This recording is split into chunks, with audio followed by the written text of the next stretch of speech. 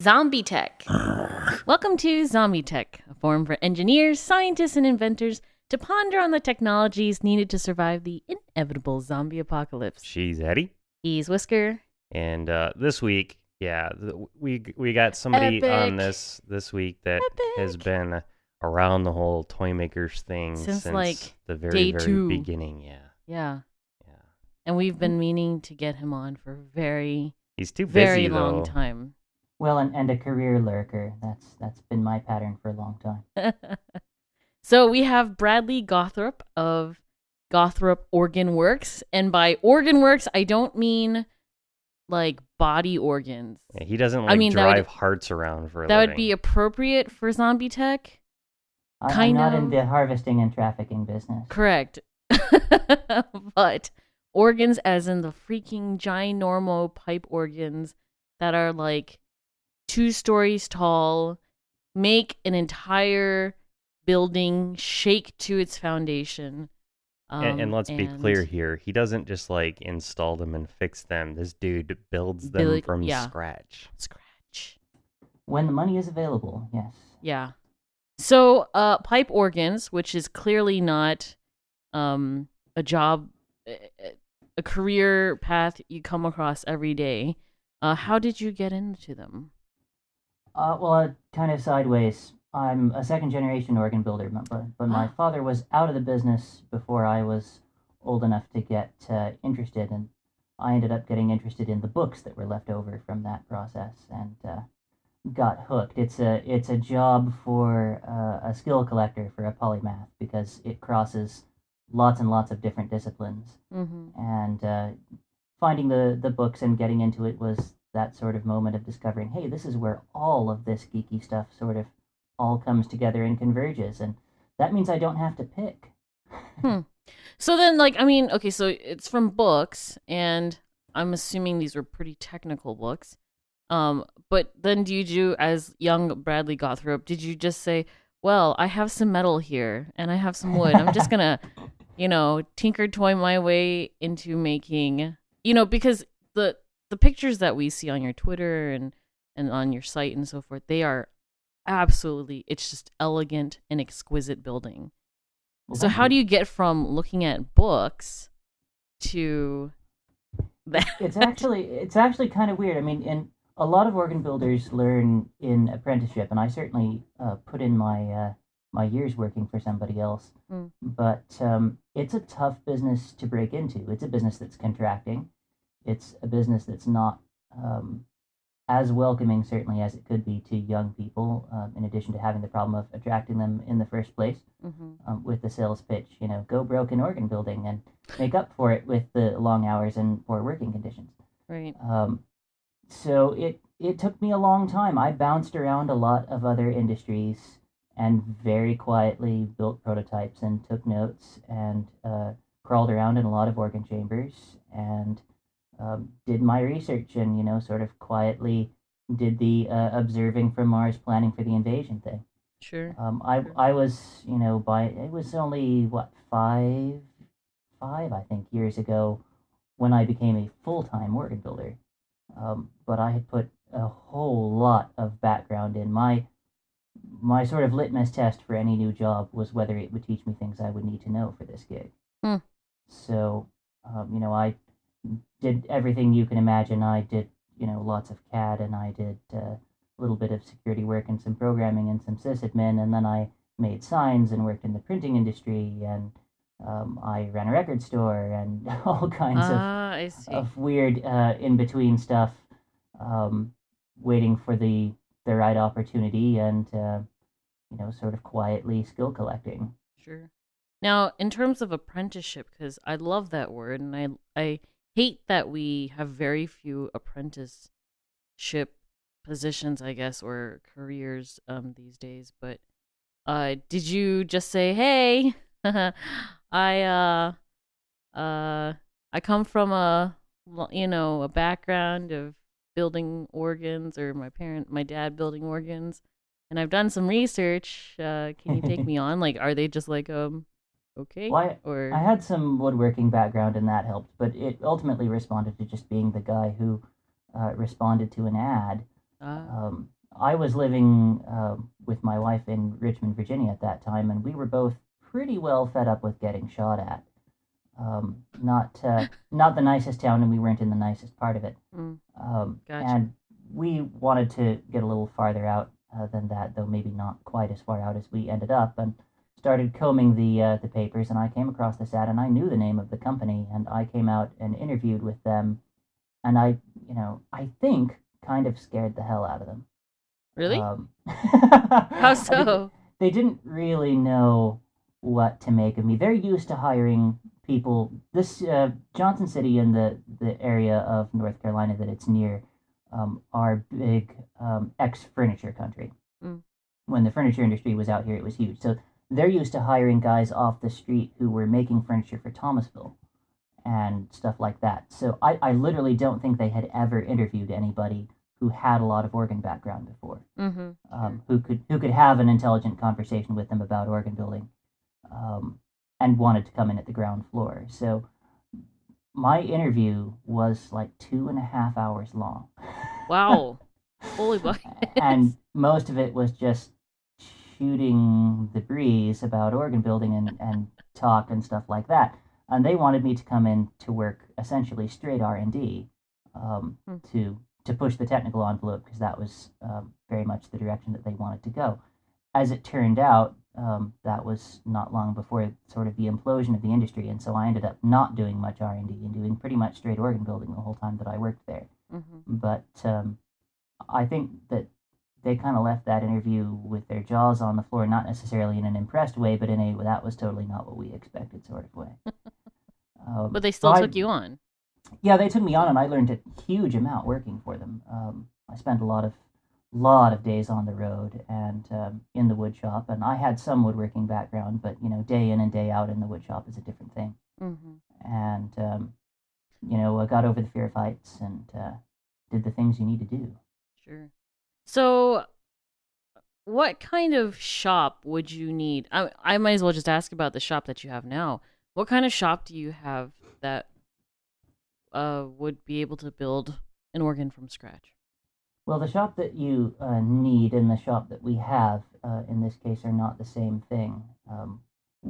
I started this company on short notice. I got laid off. And I could either try and find somebody else in a contracting industry to hire me and start that process over again and move, or I could try and sort of make a living on the stuff that wasn't big enough to get the folks who just laid me off out of the office. And so that's the direction we went. So I wasn't as prepared as I wanted to be going in. This was not on the timeline where I wanted it to be. And so we are in a good deal less square footage than we ought to be for building objects the size that we build, which can cause some real logistic trouble. But to answer the question, there's not a whole lot in an organ builder's shop that you wouldn't find in any competent woodworking shop. It's mostly the same sorts of things. There are some specialty tools because there are some specialty processes. But the wood shop part of the shop is pretty much exactly what you'd expect. It's lumber milling tools, table saws, drill presses, lots of drill presses. You spend a lot of time drilling holes. And those sorts of things, we shoot a little higher precision than most woodworkers have to worry about. That's what happens when you build furniture that's airtight. Right. But it's nothing. There's not a whole lot of stuff that somebody would look at and say, well, what the heck is that? If you know your way around a woodworking Well, I don't know shop. about that. Don't you have a laser cutter? We have a laser cutter upstairs, but we don't use it for the organs much. Just for making pizza? Well, the controls on organs are all engraved, and that's most of what we use the laser for. They're plastic controls that have had letters cut into them and filled with fill, and that's really expensive to have someone else do, and we're very picky because the last job that I had working for the company that I worked for was running their engraving shop, and they're fairly well renowned nationally as builders of consoles and runners of engraving. So we were doing world class work, and so now it's really hard for me to find a vendor who I don't drive crazy. Because of your standards. Yeah.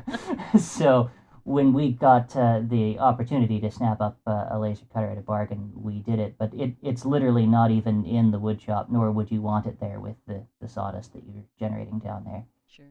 And it's used really for fringy stuff. The bread and butter of organ building is straight out saws, milling, and drilling holes. Lots and lots and lots of holes. By hour, I probably spend more time at the drill press than anywhere. Now, okay, I don't know the terminology for this, obviously, but the big metal tubes. Pipes, yes. Oh, the pipe pipes organ. themselves. Right. Okay, so for the pipes, do you guys build those too, or is that like quote unquote outsourced? Build pipes. Yeah, that's outsourced. We don't build pipes in house. It's something that we want to get into eventually, but it's not something that we're doing right now. It requires an enormous amount of space, and it requires either gas or a heck of a lot of electricity because that stuff. Those pipes are made out of what is effectively solder. Most of them are 50-50 tin lead. Which means that you start out with pots. It's very interesting stuff. I seem to remember a while back you guys were out on a little road trip to actually sort of scavenge some pipes out of an existing organ. How often does that sort of thing happen? More often than it used to in the business. A lot of churches went all contemporary worship in the 80s and 90s and went with the happy clappy guitars and drums. And their organs are often languishing, and they're selling them off, or they're going under the wrecking ball. And there's a lot of really good, really stout pipework made in the early 20th century that's sort of waiting to be collected. And that's sort of the style that we build in anyway. So it often makes sense for us to keep ear to the ground on that sort of thing and pick up the stuff when you can get it for a bargain. Making pipework from scratch, buying new pipework is insanely expensive. Probably because it's so esoteric. Well, and it's all done by hand. No one has figured out a method at this point of automating the process of rolling pipes. So it takes about 40 man-hours to build 61 pipes of a medium size. As you get into the big stuff, it gets geometrically nastier. Sure. But that's a lot of very skilled labor. Yeah. So it's often dramatically cheaper to buy older pipes and refurbish them than to buy pipes brand new. But the process of making them involves melting down thousands of pounds of tin and lead and casting it in sheets and rolling it up and soldering it together. And if soldering solder together with solder is exactly as much fun as you would think it would be, it's very, very tricky work. And there's some great videos out there if any of your listeners are interested in seeing just how the guys do this. It's really interesting stuff. It's wild. It was actually the process of casting the sheets on a table is a process that organ builders stole from roofers, because lead roofs were the state of the art in the 16th century when most of this stuff really got rolling. And so that was a process. I'm not sure how many organ builders even realize this. That was a process that was borrowed sideways from the lead roofing industry, because they needed vast sheets of lead, and the more continuous the better, because joints were hard to deal with. So I mean, so you get the type of business you guys have gotten, it seems, is restoring the old stuff if they want them restored, and then also building from scratch. So, like, what's demand like for those two different aspects, I guess? Demand for new organs is pretty limited. We really lucked out with the contract that we're just finishing up now for our first full instrument under our own nameplate. In a number of ways. There are not all that many of those contracts to go around. The church took a gamble on us because we were a new player. And these are very large contracts. I mean, this isn't cheap work. So I honestly did not anticipate getting that contract when I put it out for bid. It was a very lucky stroke. But the demand for service work is very high, but it's very hard to make money at it. The demand for rebuilds and restorations is pretty good, and it's quite a bit easier to make money at that. And the demand for new instruments is very low, and depending upon how you do it, it can be very profitable or not. The biggest organ builders to go bankrupt in the 20th century all went bankrupt with waiting lists. Wow. The problem Wow. the problem has long been making money at it, more so than getting people interested in it. So, I mean, why is that? If there are people willing to pay, and It's a question It's a of how matter of much they're profit willing to pay. margins Yeah, because it that's takes so exactly much right. time and because there's so many raw materials involved and the raw materials have become more so and it more almost becomes like scarce a and non-profit expensive rather. that Yeah, it's the amount that you'd have to huge. bid to actually take these jobs and the amount of time that it takes to do each one of them makes it so that you can't push enough profit through your company Mm. month to pay payroll. Yeah, it's hugely labor intensive to build pipe organs, Mm-hmm. and that was one thing in the early 20th century when you could get skilled woodworking labor for 50 cents an hour. But that's not a business model that has survived well into the 21st century, Right. Right. and So, it's when very difficult you're now. redoing these old systems and such, how reliable are they? Are you? Is it like when you figure out that this organ is from X time period, you're like, oh God, I know it's gonna be bad. There are some of those, and there was quite a spread. You have to bear in mind that in the first part of the 20th century, the demand for pipe organs was enormous. Mm-hmm. And so there were organs produced anything from sort of in a boutique fashion, sort of one off, to instruments that were literally factory produced, um, by companies like Esty and Moeller and folks like that. I mean, I toured Moeller's factory when I was not quite a teenager before they shut down. Mm-hmm. And you would walk into their press room, and there would be a row of 15 or 20 drill presses, and then you'd go around the corner and realize that that was the first row of 15 or 20 of those. It was an enormous operation. It's organ building on a scale that just never existed before or since. They were pushing more than an organ a day off of the factory floor into the delivery truck. Wow. Um, so that sort of thing, those sorts of instruments were built down to a price, not up to a spec. Okay. And they can be really monstrous to work on. They didn't have to tune them, they didn't have to maintenance them, and the guys with the drawing boards certainly didn't. And so you'll very often find that the installations are sort of awkward, and it's difficult to get stuff and stuff like that. But for liability, it really kind of depends who built it and when it was built. We just closed a contract to restore to factory original condition an instrument built more than 100 years ago in 1908. It started having mechanical problems 4 years ago. Mm-hmm. Up Wow. to that point, in its original home, basically untouched but for tuning, it had run like a champ that entire time without issue. Um, 1908, not surprisingly, it doesn't involve any electricity in anything but the lamp, but it's astonishingly That's reliable. that's hardcore. That's about as like steampunky as you get. Just It is. nothing but mechanical awesome. That's It's great. one of the things that makes me think that maybe with some better PR by some younger people, we could probably interest a lot of people in organ building. I think that the public right now is ripe for this sort of an interest. Sure. Yeah, Um, this and many other things. I think people are sort of starting to wrap their head around the idea that we've been sort of pulled forward by technological advancement A, B, C, D, and in the process of doing so, to keep that engine rolling, we've opted to go for less and less expensive manufacturing processes to keep up with the drive forward to do new and fancy things. But in that process, we of course have neglected our ability to sustain high craftsmanship and those sorts of very, very skilled labor sorts of jobs and apprenticeships and that kind of thing. And, our economy is tanked now, and we can get back to work at doing interesting jobs again because, all those cheap labor jobs, they've all gone away. So, we're all just sitting here with nothing to do or thumbs up our butts. We got the time on our hands to actually start doing interesting jobs again. And I think that organ building is probably Might as well get into organ an building. awesome example of the sort of thing that there's tons of clever people out there, and they're completely wasted at most of the jobs they're doing. But if we could get things like organs popular again, I think that would be awesome.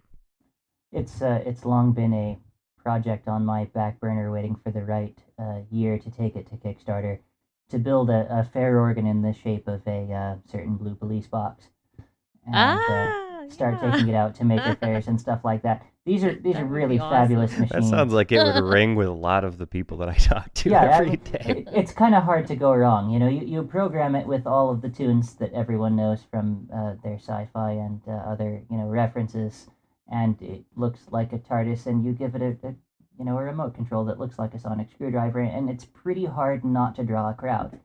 Yep. I UK think would love it. Yeah, I mean, you just roll you'd- from mini maker fair to mini maker fair with that thing, and just and you could people tour the love country with it. I mean, I So, think it's easier to sell the organ than people have made it, and I think that has a lot to do with the ages of the people running the organ company. So, in terms of like restorations and such, what has been the easiest one to do, and like what you have to do for that, and then what's been the worst that like you have nightmares about,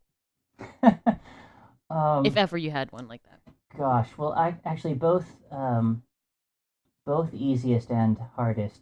Easiest is the wrong word. My favorite restoration that I've done was for my former employer, and it was an instrument that spent a long time being neglected, and it kind of it was also neglected in the shop. It was the project that nobody wanted, and I sort of took it on and shepherded it through all the other stuff that nobody wanted to do with it, re-engineering it for its new space and reorganizing the facade so that it looked right in the new church, and really took care of it all the way through its installation, and it's quite happy in its new home still, and I'm very pleased with that job.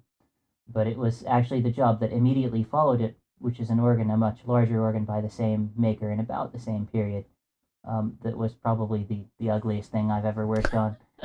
It's a tremendous instrument, and it sounds great, and I'm very fond of the instrument, but I spent months and months on the road working on that instrument. They had some pretty sticky problems with it in the factory, and so a lot of things were happening on the road that should have happened in the factory, and it dragged on forever. We were installing that organ for half a year. Wow. And it just so coincided that about half of those 6 months were in Columbia, South Carolina for their hottest summer on record. Oh, of course. In a church that didn't Why air not? condition the sanctuary. Might as well make your life unbearable while we're yeah. at it. So in the top of that organ chamber, it was like 103 degrees in the afternoon. Good gracious.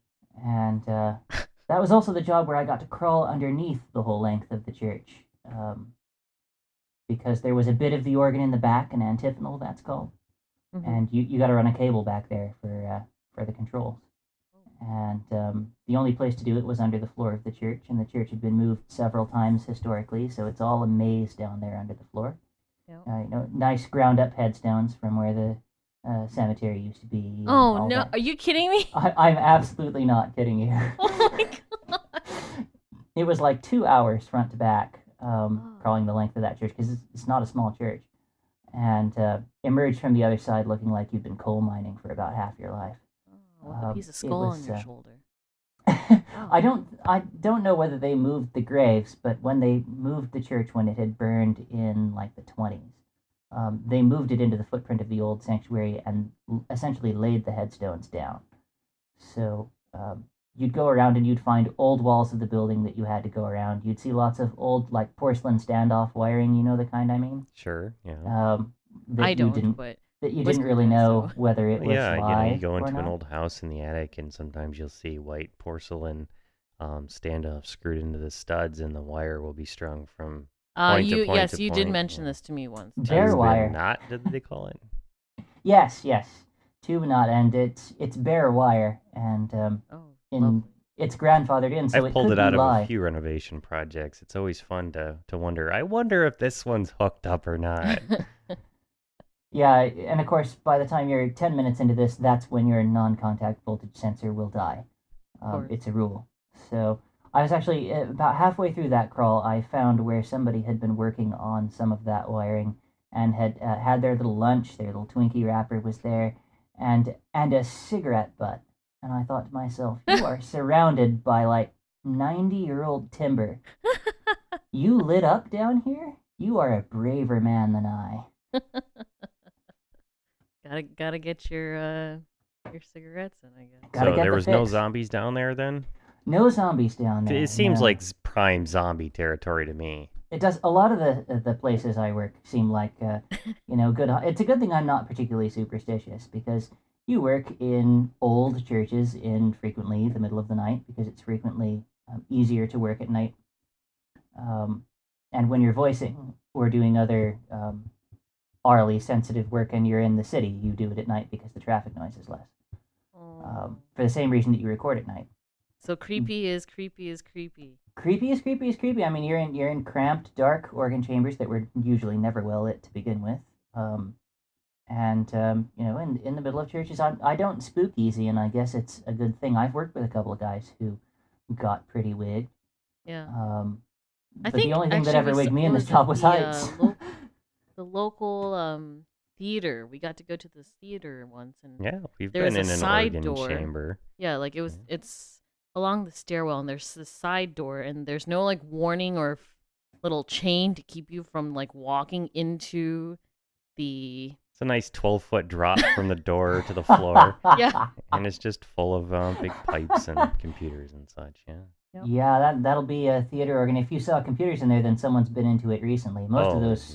Yes. were They built in, have like, a the very teens and lovely 20s. endowment for that organ. I think it's like $12 Oh, million good. just sitting in the bank somewhere. Wow, that's good to know. Very few theater organs got treated so nicely. There are an awful lot of them that have fallen into disuse or disrepair, or both. And I know, like, where I used to be out in Richmond, the Bird Theater out there has a big monster theater organ that they just can't scrape the money together to get running. About a third of it is operational, and the rest of it is just sitting there waiting for a restoration. Wow. So, in terms of like the big picture, right? Say you're setting up this big organ. Say your latest contract, right? But yeah, I want to. I keep trying to convince Addie to let me put organ No. pipes sideways in Ain't gonna happen. our little attics that we have in our Nope. I A-frame. hope you. Nope. Yeah. I'm on your side. Yeah. I think it'd be great. You just put some swell louvers right there where it opens up to our big 3-story tall atrium. Not gonna with happen. Yeah. I know hook you up do a with the damn control fine system. job. I know you do. There's no way that's gonna happen in my house. But Well, it'd I have be a question. mostly So when you're invisible, setting know? this up, say at a church or what have you, like, and you're looking at this massive empty space, where do you go? Like, what do you do first? What do you install first, or what do Oh you gosh, think about first? you sure hope for a massive empty space, but as often as not, it's about 2/3 of the space you need to do the job. But that's a problem that happens during the engineering. If you're still trying to fit stuff in when you're installing, you're in for a rough go. This, like the organ that we're building down in Boone right now, by the time they started talking to organ builders, there was already steel on the ground for the new church, right? So the floor plan was set, and the only organ builder they'd talked to before they started like doing the little matters like getting prices and stuff like that was convinced that the organ should go in the back of the room, which was like 70 feet from the choir. Jeez. And somebody didn't do the math on the speed of sound on that one, because that's really not going to work. So we ended up commandeering a space that was literally a closet. It was a utility room that had a little sink in it and some high voltage transformers for the lights and some other stuff like that. And we banished all that stuff from the room and took over this kind of weirdly shaped, tall but not very deep space for the organ. And that's actually the case more often than not. You've hit it very lucky if you have a very large space and you can fit everything that you need without really sweating it at the design phase. But installation wise, the first stuff that goes in is the stuff that goes in the back. It's pretty much what you would expect just from mechanical necessity. The pieces are large and they're heavy, so you install from the back of the chamber to the front more often than not, because you don't have much choice in the matter. Right. And there's almost never enough support on the floor to do serious rigging, or forklifts or any of the things that make those sorts of things easy in factories. And so 9 times out of 10, you're bringing in 10 warm bodies and you're hauling very large items up scaffolding. You're essentially putting it in the chamber manually because there's just not, you can't get forklifts through the door, the floor won't hold them. Long list of things. Organ builders have gotten very good at putting stuff into chambers by Armstrong because it's about all you've got. So it's long, grueling stuff, and it's very expensive. Every organ builder tries to minimize the time spent on the road because it runs between 3 and 4 times as expensive per man hour on the road as in the shop. Mm-hmm. So the less time you can spend on the road, the better off you are. But it's always where stuff goes wrong. It's all very well and good to build an organ that lines up to the drawings, but you're not installing it on the drawings. You're installing it on the room. Right. So I know you mentioned earlier that you guys do, or you were conscripted to do R&D, and I know that I think you've done a lot of looking into how to modernize pipe organs. How does that work? Well, there are a couple of different aspects that we've kind of tackled. It's kind of a strange industry in that if you look at most industries that are building things even kind of artisanally, you have a pretty good demographic cross-section of people in charge. In the organ industry, it went so long kind of with people predicting its imminent demise that they didn't get any young people for a long time. And so you've got this weird situation where there are about a half dozen builders or upper managers within 10 years of my own age, and then an ocean of guys who in any other industry would already be retired. Which is not to knock their work at all, but they're of a prior generation, and they've kind of settled on the way that they're comfortable building stuff. Right. And they're certainly not going to roll the dice in already dicey times, trying to break any new ground. Right. So, It's kind of like ham radio operators, I feel. Yeah. Like, you've got your old folks who do what they do and they're not going to change it and be damned about software-defined radio, and then you have the new folks who are like, oh, we can use the internets. So there are a lot of systems that go into an organ that control all kinds of various things, and people have been building organs for so many millennia now that there are a lot of things that you kind of get as inherited wisdom that haven't been put to the test since instrumentation was available to really determine what was actually going on. So, for example, pressure regulation is a big deal in a pipe organ. Pressures in a pipe organ are very low by sort of contemporary mechanical standards, fractions of a psi. They measure it in inches of water displacement, like they do for air conditioning systems and things like that. So, 3, 4, 5, 8 inches in that neighborhood, usually not as much as 10. That means that if the pressure wobbles, you hear it, because these are all just whistles, right? So if you blow harder on it, it goes sharp, and if you blow less on it, it goes flat. So organ systems have been in the habit of regulating wind pressure to within 0.01 inches of wind for a couple hundred years. People found totally mechanical ways of doing this through active feedback, essentially. And it's something that no one has examined again since you could put transducers in there and really understand what was happening. They found a solution that worked. They found it quite a while ago, and they've been doing it ever since. The control systems are the same way. I mean, there are new generations of the electronic control systems that actually fire the valves, but they're all designed to be drop-in replacements for the old ones. Nobody has actually sat down with a blank piece of paper in decades and decades and decades. So, since we didn't have anything on the line, I don't have 15 or 20 employees whose futures I'm risking if I roll the dice. I've had notebooks full of these engineering designs and things for, since I was a teenager. And so we started knocking down dominoes, really even before I went into business for myself.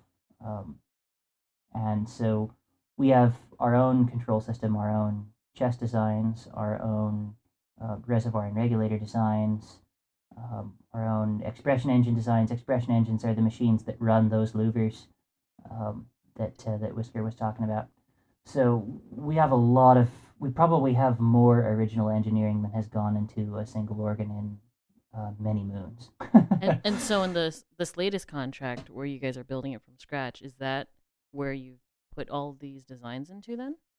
Yeah, I mean we've given them dry runs here and there. Like our chest design is also in another instrument that we've rebuilt and a couple of other places like that. But this instrument under our own nameplate, that's the first place where all those things have really come together.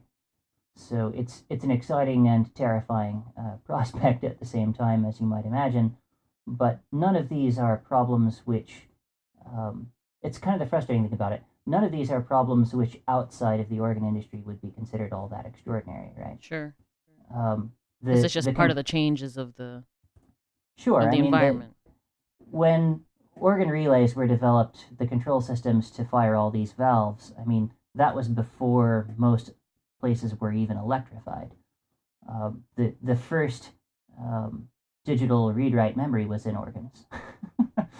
And it was electro-pneumatic. And, I've maintained them. I've maintained systems of that sort. But that was then when the organ was working really hard just to sort of fill the mission. Now, I'm not sure anyone's really caught on to the fact that most of these problems are much easier to solve than they used to be. Mm-hmm.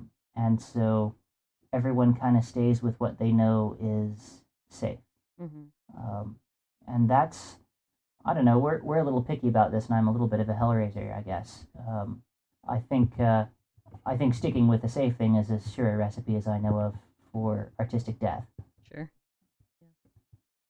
So, I mean, are other people in the industry, crying sacrilege, and are they well even not open yet. to the changes that you're bringing, or are they pretty much saying, or turning a blind eye, I guess? It varies widely. Right now, anyone who might feel threatened by it has the luxury of being able to ignore it. Mm. I'm a very small player. I'm not taking enough business away from anybody for anybody to worry about it. Mm-hmm. But I think in the long run, it'll come down to where people are having to choose sides.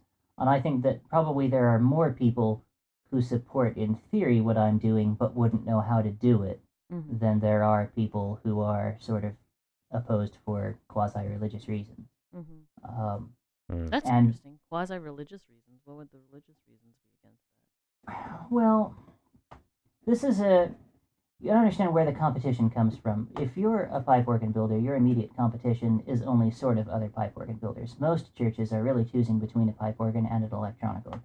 Mm-hmm. This is an industry that has faced a huge squeeze from sampled instruments of one kind or another, either meant to sound like pipe organs or not meant to sound like pipe organs. And so the strategy that they chose from a marketing perspective was to lean on being the traditional handcrafted solution. And so if you start talking seriously about using modern technology, it runs contrary to the shtick Mm-hmm. Mm-hmm. that they've been using to sell the product for a long time, not just to customers, but to a certain extent to themselves. And so there are some feelings there.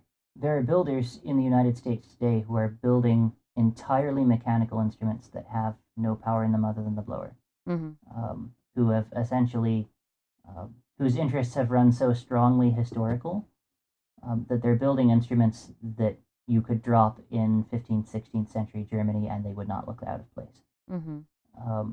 And that's kind of the end result of this long slide into sort of terminal nostalgia. And so I think people of that bent will be upset at the notion. I think they think we ought to be moving in the other direction. Mm-hmm. These are guys who believe essentially that the best organs have been built already. Mm-hmm. And we ought to be emulating those examples rather than trying to go out and get all crazy. Crazy LEDs, man. I don't know. I have a lot of of Hammond organs here in the house, and those guys were looking at it like, let's go crazy and design the newest, modernist, gizmoist thing to replace big pipe organs. And I think they did an excellent job, personally. Well, it depends on what job you want done excellently. I mean, if all you're looking to do is produce a musically credible sound, yeah, they're great at that. If you want to fill a large space with that sound to lead congregational hymn singing with, there's just not a prayer. Mm-hmm. The modern digital sampled organs that are meant to sound like pipe organs, they're getting better all the time. And in some ways, I think the organ industry hasn't yet even come to terms with what a force that will be to be reckoned with. Mm-hmm. But the early stuff, the analog stuff, was great for your living room or for a parlor, but it was never very effective in church. Not for the literature that had been written before. That's just not ever what it was good at. Sure. So, all right. So I get that there's, depending on who the organ builder is, they may or may not have a particular push in it. For some of them who may be okay with it, they may not have the know how to implement new systems.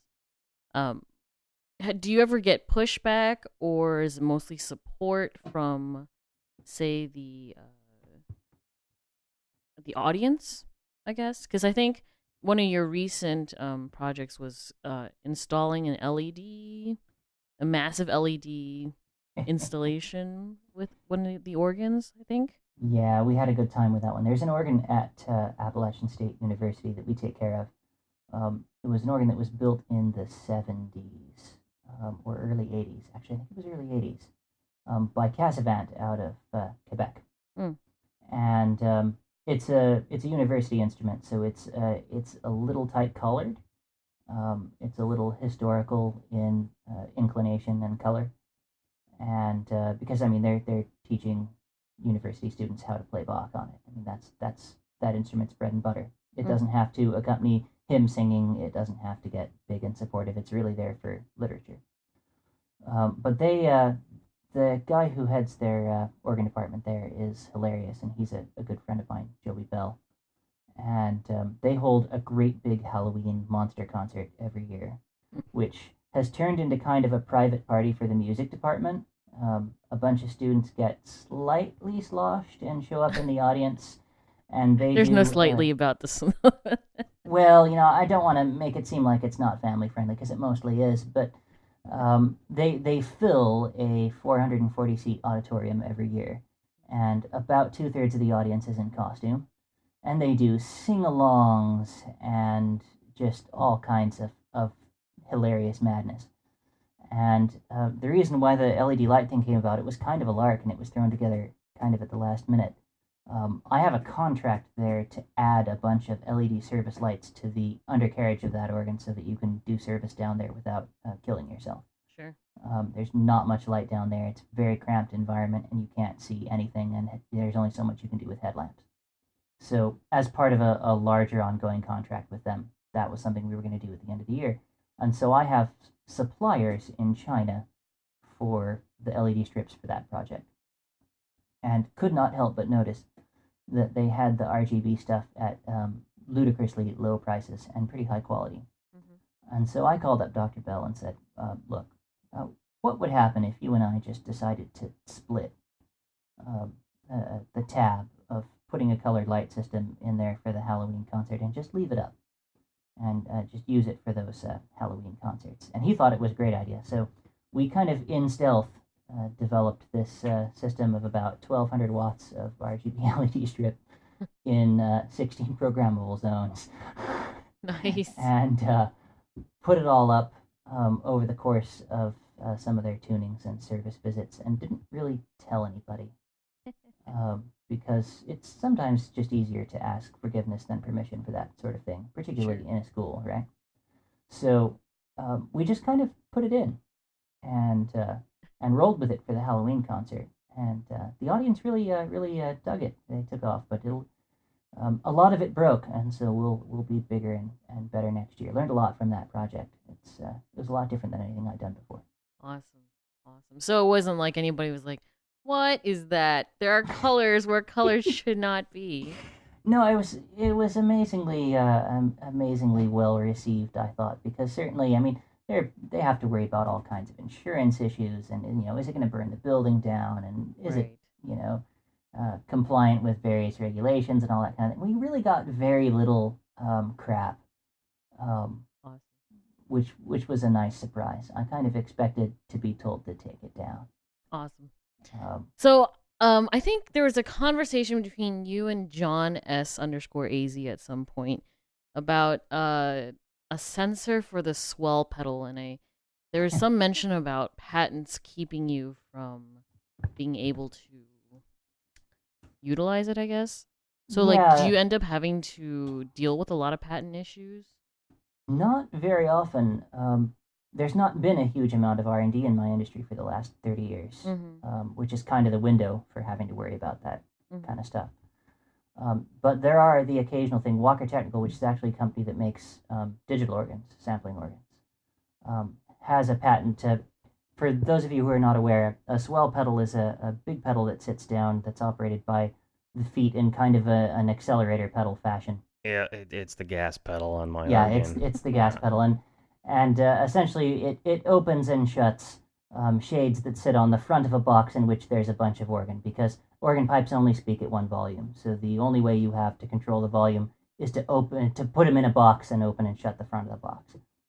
And the traditional way of doing sensing for the position of that pedal, the really forward-looking people are using potentiometers, but a lot of the older stuff is still big rotating.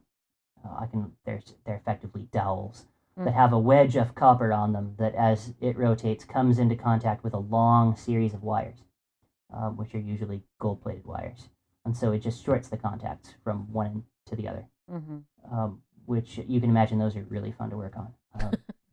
Not. But more modern solutions to this problem have been looked at by digital organ builders who can't deal with that kind of nonsense because they put these instruments out under warranty. And Walker Technical, and actually their pals of mine, have been out to their facility. They have a patent on using Hall effect sensors for that purpose. So they slap a magnet on the underside of the shoe, and they put a Hall effect sensor at the bottom, and so it just detects how close that is. Oh, so you'd have to deal with that if you were to use that method. So if I was going to try and do that, I'd have to go to them for licensing, and they'd probably give it to me. Right. But still, that's... I mean, they wouldn't give it to me for free, but I'm sure they'd license it to me. On my my Hammond organs, they used a big air variable capacitor to sort of pass the audio signal across it. You see slide pots how many sometimes. the plates are, how much the plates are crossing each other depends on how much signal gets through, which is kind of cool. Yeah, that'll be a little noisy as it gets dirty, I imagine. You'll sometimes see that in organ swell shoes on pipe organs. The pedal that's all the way to the right actually pulls stops, right? It'll pull a whole bunch of stops in sequence. It's called a crescendo pedal. So if it's down all the way, almost everything is running, and if it's up all the way, nothing is. And as those get dirty and start misfiring, people will be playing stuff, and you'll get these little burps of much louder sound. Yeah, I heard that there's a lot of problems with some of the later, smaller electronic organs like the Hammonds and Wurlitzers and whatnot, that they started using optical sensors to do the swell pedals. Yeah. And as soon as they start to get dusty and dirty, you'll have the volume jumping all over the place as it sort of gets random signals coming through. Yeah, a couple of people have played with optical for keyboard sensing too, and particularly in church organs, they find that it can be a very serious problem. Most of the organs built even brand new today are using wires and wipers under the keyboards. Not out of any sense of nostalgia, but just because it has a proven track record. You can put gold wires and wipers under the keyboards for fairly reasonable money and count on it not to need any fuss and bother for 30-35 years. Sure. Now, we've been talking about organs for obviously this entire time. We could talk about organs for freaking days. Awesome. Yeah. Number one. But you are also in electronics and things of that nature. I'm sure there's a lot of EE that goes into this kind of stuff. Well, yeah. But I wanted to see, are there any other projects that you have on the side? I mean, do you even have time for that after, a work day? Are you working on anything else? Yeah, just actually. Hobby-wise? You don't get into the organ business expecting to make a huge amount of money at it. And the future of the industry, I think, is probably more optimistic than most people give it credit for, but I'm not so optimistic that I have all my eggs in that basket. Mm-hmm. And so I went looking around. When I felt like I was pretty competent designing boards from scratch, which only has really happened in the last couple of years. I went around looking for what the sidelines would be, and I have a couple of things on the cooker. There's an awful lot of very poorly done MIDI stuff that's being adapted sideways into things that it's not good for, because there are very few reasonably priced, flexible MIDI encoding and decoding systems on the market. Mm-hmm. So we're cooking away on some projects along those lines. I'm looking at a design for essentially an Arduino base plus a bunch of hardware very specifically geared towards MIDI and people who want to put an awful lot of contacts, say keyboard contacts, pedal contacts, redo organ consoles, that sort of thing, into a MIDI signal chain without going mad or setting fire to anything. Cool. So there are a couple of projects along those lines, some very music-specific circuits that are I built a few in. of those myself, so I know what goes into them. Yeah, it's fun getting it right. And there are a couple of products that we're working on to sell into the organ industry as well. We ended up taking another solution to the swell shade problem than the Hall effect sensors, and the solution that we've developed we like a lot, and we think is probably applicable to other people in our industry, so we'll be moving some in that direction, and there are a couple of other little widgets of that kind. Those swell louvers that you mentioned before are frequently moved by systems designed back in the 80s, which are kind of the world's worst imaginable servo. It'll be like a big gear motor linked to a not very good potentiometer in the same case, so the potentiometer picks up noise from the motor. Yeah. Coupled to a control box, which is feeding essentially just straight rectified wall power to the motors at a variety of tap voltages, and it's just generally not very pretty. And a lot of them essentially store 8 or 16 fixed positions that they go through from one end of the pedal extension to the other. And we have so much better ways of doing that kind of thing now. It makes of a lot that of stuff sense for you guys is to vastly better try now. to take that R&D and turn it into licensing fees. That's clever. So there's some stuff like that we're looking at pretty closely, and I don't expect to see any of that come to fruition until next year. We're pretty much up against the wall until spring. Sure. Now, we do have some fans in our Toy Makers IRC, and they wanted to know what it would take for you to show us all how to build a little one-rank wooden pipe organ from scratch. Well, it depends on what you mean by from scratch. If you want to make your own pipes, you're in for a hell of a thing. You can I don't know about make the wooden pipes, portion, but basically, John wants you to do YouTube videos and show us what you do at work. If there's some sort of project there, of actually like a completed little one rank, wooden pipes sort of thing, I think he would be very, very, very happy. I think boy. He'd just be happy to just look at it. Yeah, making wooden pipes is not a job I want. To be quite frank, I think even if we made a fair organ, we'd be looking either to buy those pipes or to see if we could 3D print them. Sure.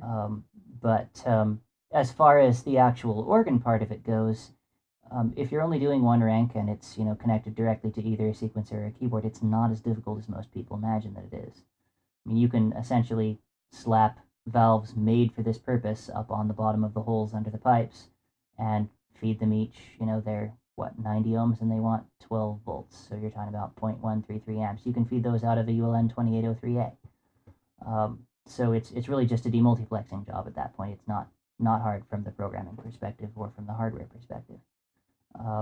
But it's when you start getting into the finer points of having an organ proper, with multiple stops that have to work together properly and have to fire all identically so that you hear them at the same time, and there are various requirements to play various kinds of different literature. That's where the meaty stuff of organ building goes, and it's kind of inside baseball. It doesn't translate well to hobbyists oftentimes, because their requirements are very different.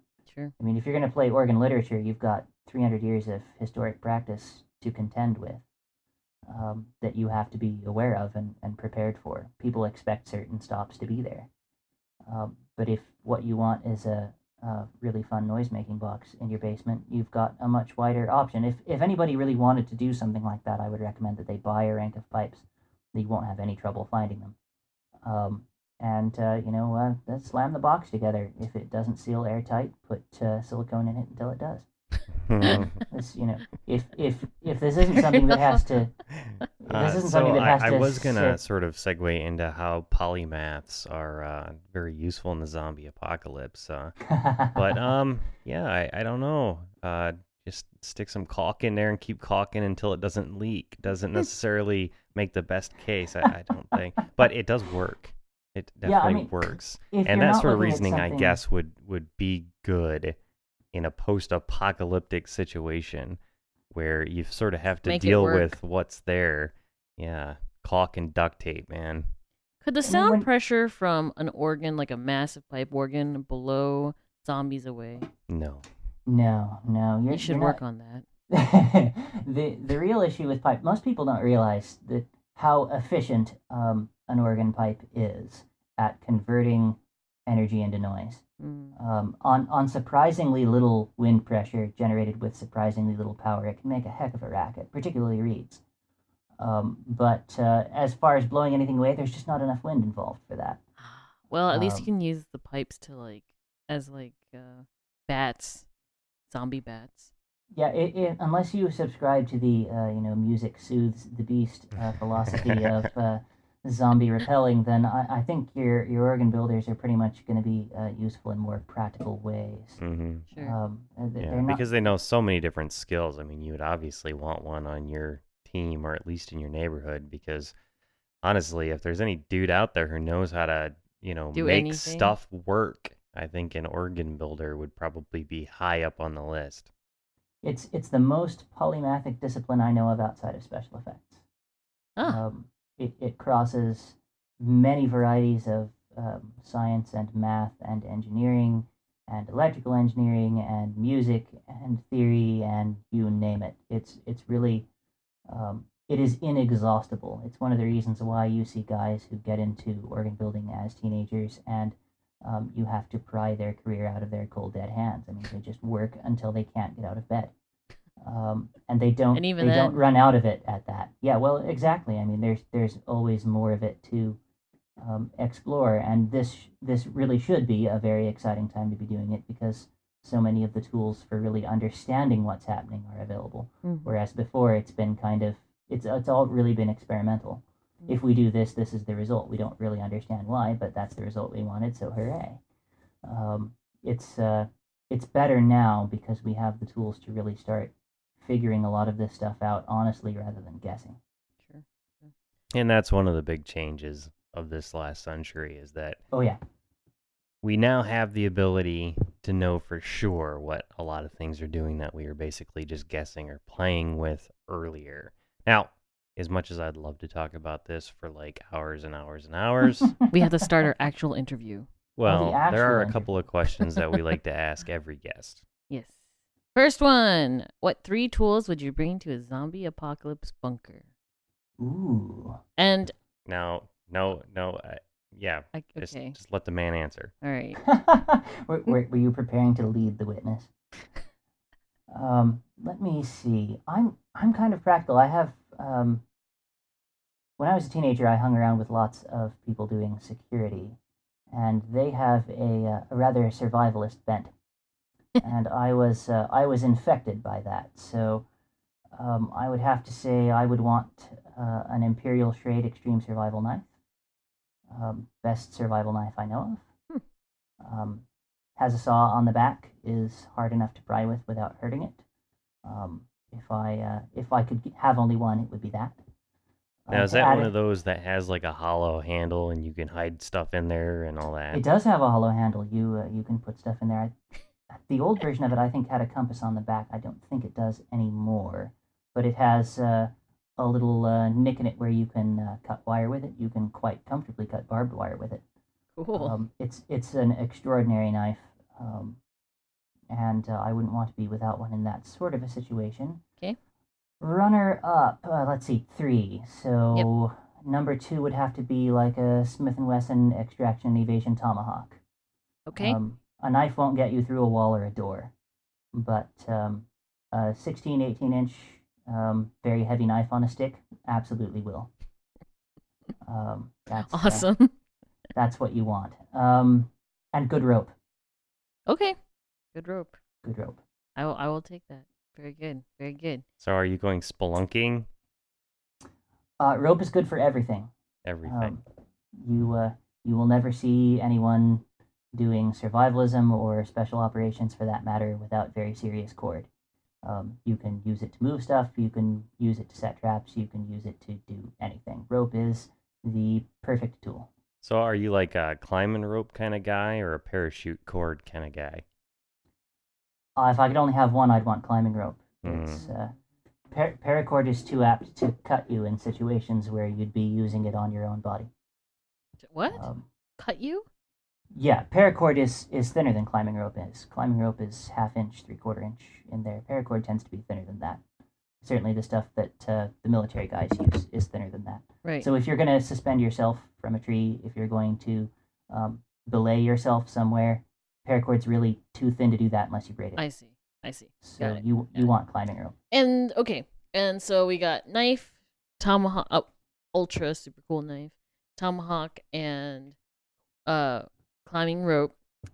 What book then would you bring to your zombie apocalypse bunker? Ooh, is the counter zombie stuff still going on, or are we in rebuilding mode? It is always going on, but Alright, let's well, assume Then it we're would have about to a be month out. Then it would have to be like the U.S. Army Improvised Munitions Handbook. Improvised munitions. That's a new one. We haven't. I don't think anyone's mentioned that one. If you want to blow shit up and you have the detritus of civilization to do it with, you want the U.S. Army Improvised Munitions Handbook. Awesome. I like it. I like it. Oh, the book answers are always the best on this show. Books you didn't even know existed. They're really, really good one. Awesome. Yep. I bet you that Bradley has a few things that he wouldn't mind people knowing about. Like websites. and Twitter. such. Yes. Yeah. So where can people find you? Where can people find your work? All that. On Twitter, I'm Tall, Dark, and Weirdo. That's N Weirdo, not and. And you can get to all the rest of it from there. My personal blog is called Daily Cipher. It's linked to from my Twitter profile. The big LED project will go up on there in the next couple of days. And let's see, there's not a whole lot of the web presence for the company to see now. We're a little bit in stealth mode until the first full instrument is built. Mm-hmm. Because we prefer to defend an instrument to defending an idea on paper. Sure. So there's not a whole lot to see there yet, but stay tuned. Awesome. It looks good so far.